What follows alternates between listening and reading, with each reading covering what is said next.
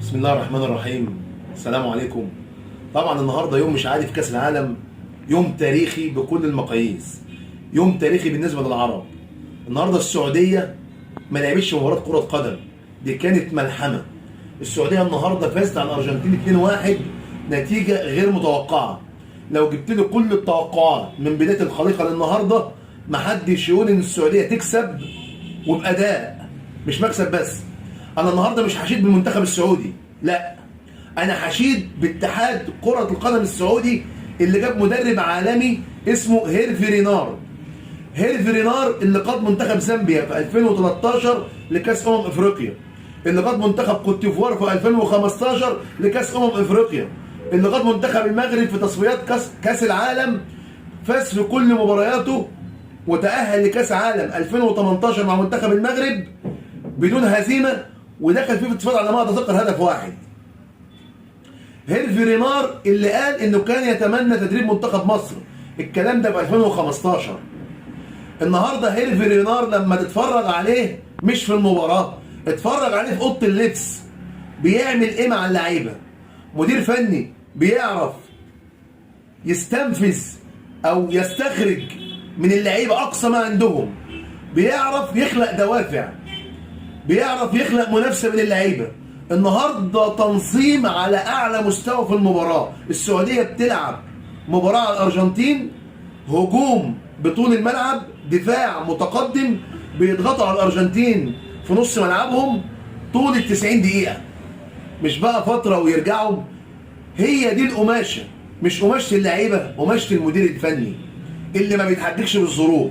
النهارده اتحاد الكره السعودي فاتح عدد المحترفين لست سبع لعيبه في الفريق الواحد. ما طلعش مدير فني يتحجج ويقول لك انا هجيب لعيبه منين؟ إيه؟ دي القماشه اللي عندي. الاتحاد الانجليزي الاحتراف مفتوح، ما طلعش ساوث جيت يقول لك هجيب لعيبه منين؟ إيه؟ النهارده بتشوف منتخب انجليزي امبارح عنده اعلى سكواد، النهارده بتشوف منتخب سعودي بلعيبه احنا ما نعرفهاش على المستوى العالمي. ما عندهمش لعيب عالمي، لكن عندهم مدرب عالمي ما بيتحججش. دوافع، عزيمه، اصرار، قوه، اداء، روح قتاليه على اعلى مستوى.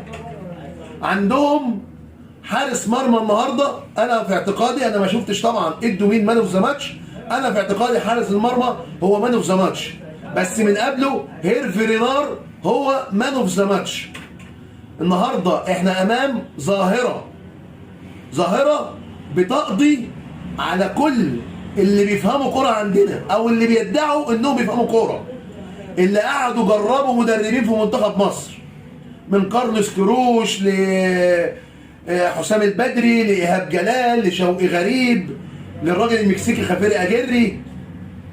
يعني قعدوا يجربوا فينا، والراجل ده من 10 سنين كان بيتمنى تدريب منتخب، لكن للاسف النهارده اتفرجنا واتعلمنا درس. مفيش حاجه اسمها في الكوره حاجات مسلم بيها، الكوره بتدي للمجتهد. النهارده منتخب السعوديه بقياده هيرفي رينار انضباط تكتيكي على اعلى مستوى، لعيبه بتلعب دفاع متقدم على الارجنتين. الارجنتين النهارده احرزوا 3 اهداف اتلغوا بدايه التسلل، تقنيه الفار، ضربه جزاء ساذجه عملها مدافع السعوديه في اول المباراه ادت للارجنتين التقدم. لكن منتخب سعودي بين الشوطين، انا عارف هيرفي رينار عمل ايه في اوضه اللبس من غير ما اشوف ومن غير ما اسمع.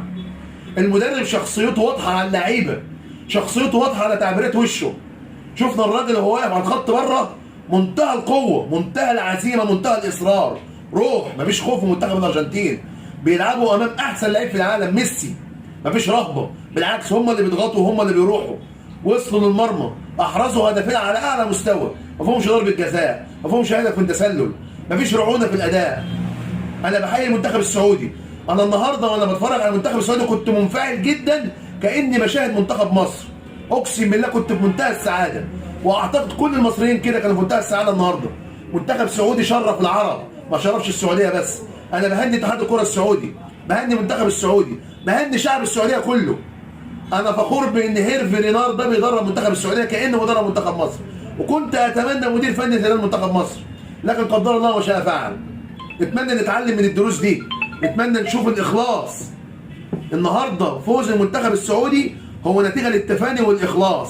لان اللي قاعدين على الكراسي بيتمنوا الخير للبلد، مش كل واحد يقول لك يجيب مدرب ويقول لك انا اللي جبت، كل واحد يعمل حاجه ويقول لك انا اللي عملت، وينسب كل حاجه لنفسه وينسى المصلحه العامه.